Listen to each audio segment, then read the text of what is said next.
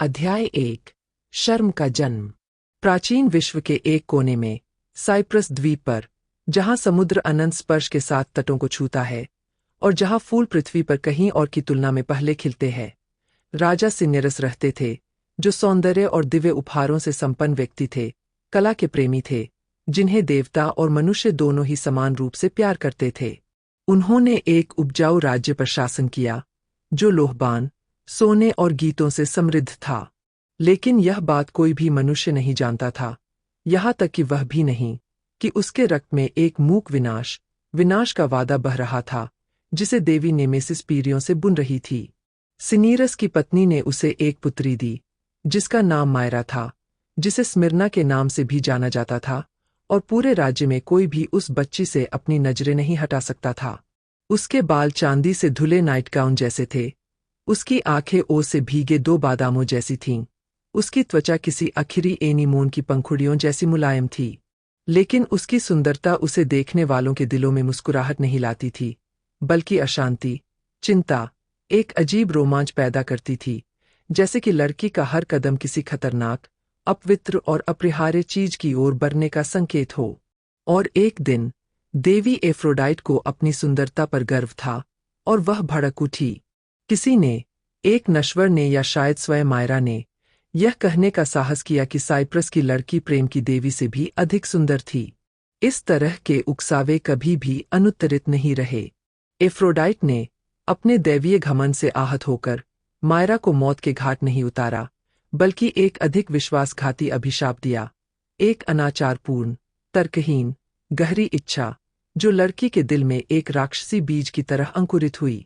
मिर्राह छटपटाने लगी, अपने पिता से बचने लगी, फिर उन्हें अपराध बोध और शर्म से देखने लगी, लेकिन एक ऐसे आकर्षण के साथ जिसे वह समझा नहीं सकती थी। वह रात में पवित्र देवियों से प्रार्थना करती थी कि वे उसके विचारों को छीन लें। व्यर्थ। एफ्रोडाइट ने उसके मन पर छाया डाली, और वह लड़की, जो वासना से पागल थी, एक बूढ़ी नर्स के सामने अपनी गलती स्वीकार करने में सफल रही, जो एकमात्र नर्स थी जो अब भी उसके करीब थी। बाद में, सोने के लालच में या शायद दया में अंधे होकर, उसने उसकी मदद करने का फैसला किया। एक रात जब सिन्यरास दावत खा रहा था और शराब के नशे में उसका मन डूबा हुआ था, तो नर्स ने उसे एक अनजान महिला को अपने बिस्तर पर रखने के लिए मना लिया, यह कहकर कि वह एक शर्मीली पुजारिन है, जो उसका चेहरा नहीं देखना चाहती। अंधेरे में घूंघट ओढ़े मिर्रा अपने पिता के बिस्तर में घुस गई, और सिर्फ एक बार नहीं, बल्कि लगातार कई रातों तक। एक दिन दोषी आवेग को एक क्रूर रहस्योद्घाटन का सामना करना पड़ा। राजा को पता चला कि रहस्यमय महिला वास्तव में कौन थी। तभी उसकी चीख ने महल की दीवारें फाड़ दीं। एक क्षण में ही पिता पुत्री का प्रेम भय में बदल गया। शर्म और क्रोध से अभिभूत सिन्यरास ने अपनी तलवार खींच ली और अपनी बेटी को मारने में असमर्थ होकर अपनी छाती में ही उसे घुसा लिया। उसके अपवित्र रक्त ने शाही कक्ष के फर्श को भिगो दिया, और मायरा, अपराध, अभिशाप और देवताओं की निगाह से भागते हुए पवित्र जंगल में भाग गई, जब तक कि उसका शरीर एक झरने के पास थक कर गिर नहीं गया। वहां, मौन प्रार्थना में, उसने देवताओं से पुकारा, मुझे दुनिया से ले जाओ, लेकिन मेरी आत्मा को मत छीनो। मुझे अब एक महिला, एक बेटी या एक मां नहीं, बल्कि केवल एक निर्दोष तना बनने दो। देवताओं ने उसकी बात सुनी, या शायद उन्हें दया आ गई। मौन प्रकृति की निगाहों के नीचे, उसका शरीर बदलने लगा। उसकी भुजाएं शाखाओं में बदल गईं, उसकी उंगलियां पत्तियों में बदल गईं, उसके पैर जमीन में जम गए। मिर्रा एक वृक्ष बन गया, एक लोहबान वृक्ष, जो आंसुओं के स्थान पर राल से रो रहा था, तथा जिसमें मीठे दर्द की गंध आ रही थी। महीने बीत गए। उस वृक्ष का तना कभी कभी कांप उठता था, उसके अंदर एक जीवन पनपता था, उस पाप और उस अभिशाप का फल। और एक दिन छाल में हल्की सी दरार आ गई, और उसमें से एक बच्चा निकला, जो कोई राक्षसी नहीं था, नहीं अपने माता पिता की गलती से विकृत था, बल्कि एक ऐसा सुंदर प्राणी था कि सारी प्रकृति आश्चर्यचकित हो गई। वह बच्चा अदोनिस था। प्रेम से नहीं, बल्कि पाप से जन्मा। प्रकाश का नहीं, बल्कि अंधकार का। लेकिन उसके शरीर में एक ऐसी सुंदरता जल रही थी जो उसके मूल से मेल नहीं खाती थी।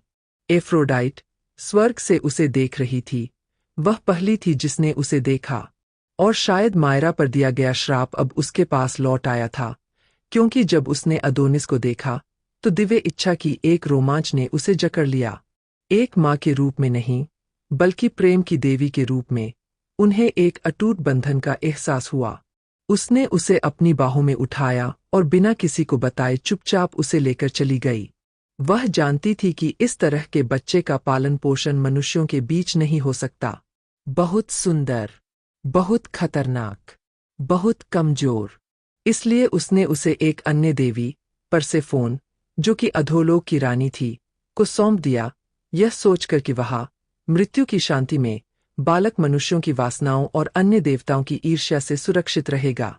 लेकिन एफ्रोडाइट को यह समझ में नहीं आया कि एडोनिस की सुंदरता छिपाई नहीं जा सकती। वह अपने आसपास के लोगों को प्रभावित किए बिना किसी स्थान पर नहीं रह सकता था, यहाँ तक कि मौत को भी बहकाया जा सकता है। और इस प्रकार एक अघोषित पाप और हताशापूर्ण प्रार्थना से, एक ऐसे पौधे की छाती से जो चुपचाप लोहबान रोता था, सबसे सुंदर नश्वर मनुष्य का जन्म हुआ जो कभी अस्तित्व में था। हाँ, शर्म की संतान। लेकिन यह एक प्रकाश की मशाल भी है, जो देवताओं की दृष्टि को आकर्षित करेगी, दैवीय प्रतिद्वंद्विता को जन्म देगी तथा एक ही समय में प्रेम और विनाश लाएगी। अध्याय 2। निषिद्ध इच्छा का बच्चा। गंधरस और ओस से भीगी हुई एक सुबह की भोर में, धूप और मधुर हवाओं के जंगल के बीच में, सूरज ने अपनी पहली किरणें एक अजीब पेड़ पर भेजीं, जिसका तना एक प्राचीन मांसपेशी की तरह तना हुआ लग रहा था। ताजे घावों से सुनहरा गाढ़ा और सुगंधित रस बह रहा था, और इस खुले घाव से, लकड़ी के शरीर से एक जीवित प्राणी, गर्म और सांस से भरा हुआ, उभरा। एडोनिस। देवताओं के अलावा कोई नहीं जानता था कि पेड़ से जन्म लेने का वास्तविक अर्थ क्या होता है।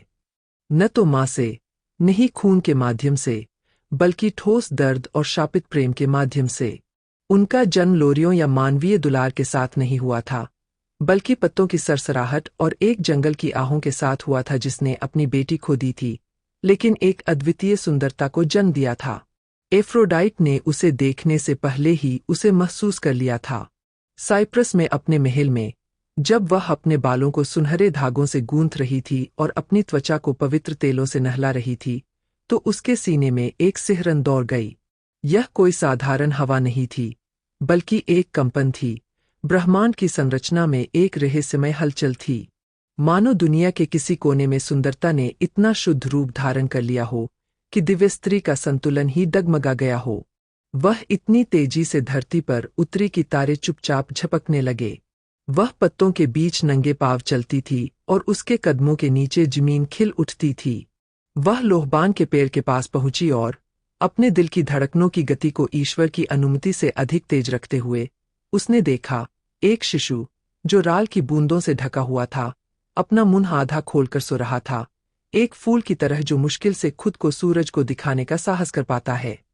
और तभी एफ्रोडाइट को कुछ अजीब सा महसूस हुआ। यह मातृ प्रेम नहीं था, यह वह शारीरिक इच्छा भी नहीं थी जिसने असंख्य मनुष्यों को निगल लिया था। यह ऐसा प्रेम था जो उसने पहले कभी अनुभव नहीं किया था। मोह, इच्छा और दया का मिश्रण। संसार के आरंभ से ही एक प्रेम, जिसकी तीव्रता लगभग पीड़ादायक है। वह प्रेम की देवी, सुंदर और भयभीत करने वाली, जिसने युद्ध और मेल मिलाप का कारण बनी थी, अब स्वयं को एक शिशु के पास बैठी हुई पाती है। उसकी हथेलियां कांप रही होती है। वह पाप के पुत्र के सुंदर चेहरे को देखती है।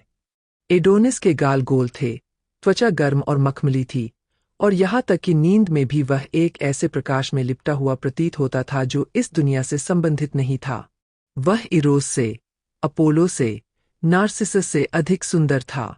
वह सौंदर्य का अवतार था, किंतु मासूम था। और यह वह मासूमियत थी जिसने एफ्रोडाइट की आत्मा को कामदेव के किसी भी तीर से अधिक घायल कर दिया। वह नीचे झुकी और उसे उठा लिया। बच्चा रोया नहीं, वह बस उसकी ओर देखता रहा। उसकी आंखें मोती जैसी धूसर थीं, जैसे दुनिया के किनारे पर उठने वाली धुंध।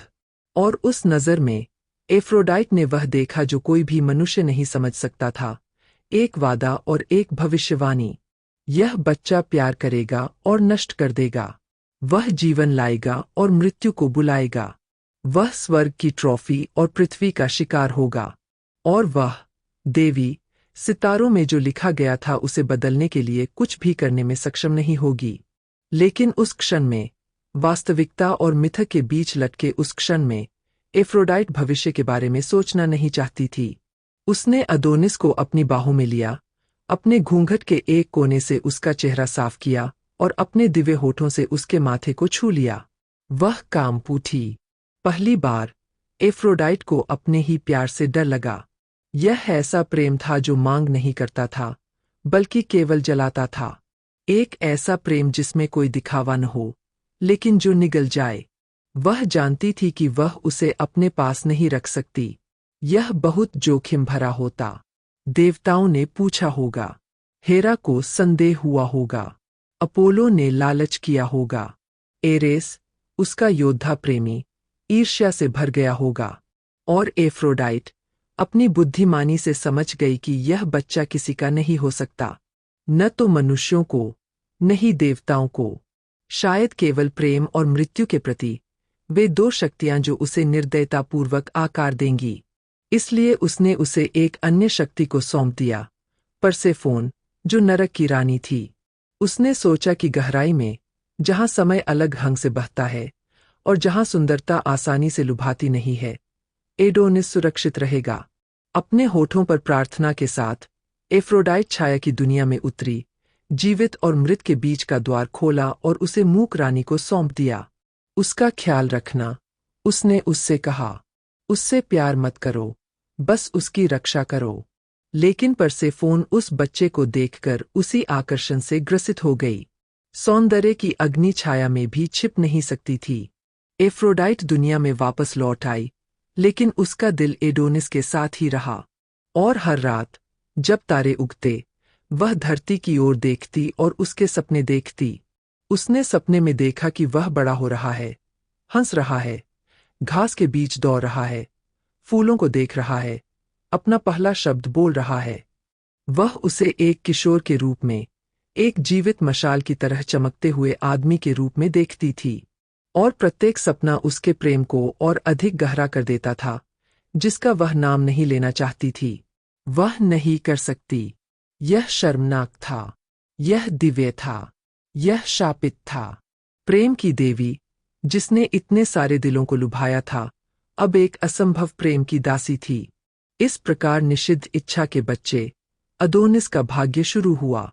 पाप से जन्मे, संसारों में पले बरे, पागलपन पैदा करने वाली सुंदरता के वाहक। पृथ्वी को उसके बारे में पता था। आकाश उसकी प्रतीक्षा कर रहा था। और प्रेम और मृत्यु, दो ईर्ष्यालु बहनों की तरह, उसे अपने कब्जे में लेने की तैयारी कर रही थीं।